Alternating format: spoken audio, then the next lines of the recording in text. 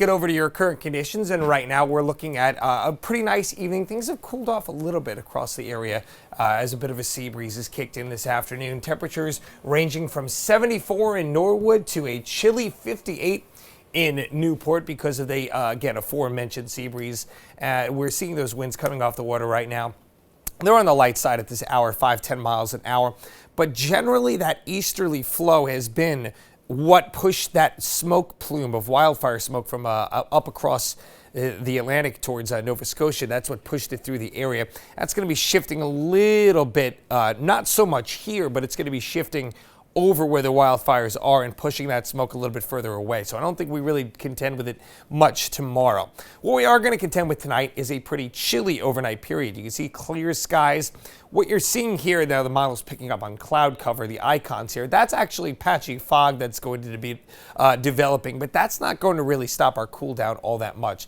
So on days, and you heard Skylar talking about this a little bit before, we get radiational cooling on these clear days. Get all that sunshine, incoming solar radiation, and then at night, if you have clouds, it traps some of the heat in. But if you don't have that, very similar to the premise of a lid on a cup of coffee. Very simple. You don't have that lid, the heat escapes, and that's what we'll have during the overnight. But we then kick off a warming trend over these next several days. And here we are tomorrow, looking a few degrees warmer than where we were today. I think we'll see most spots in the 70s away from the immediate coast. Look what happens as we head into Thursday. It's going to kick off a little mini heat wave here across southern New England.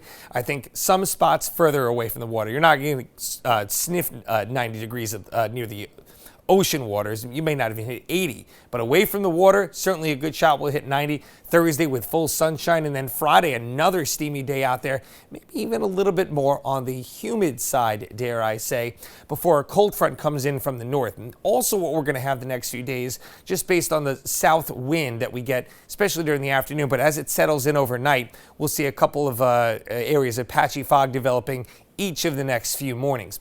That'll generally lift, or as we like to say, burn off, and it'll go over to sunshine. Now, we're watching this cold front closely. I do think we could see a couple of thunderstorms Friday evening. Most of the models keep this off, though, until Friday night, and then this looks a little overblown here. This is one of the more coarse models. This is not a fine-tuned model, but just because we're still X amount of days away. But this makes it look like a washout, and I just don't see that for Saturday. It looks like we'll see some showers coming through during the morning. I think the PM hours look good, and Sunday looks good as well, but there is a big difference, and I will show you. You will see it on the 7-day forecast, and of course that's going to be in the temperatures.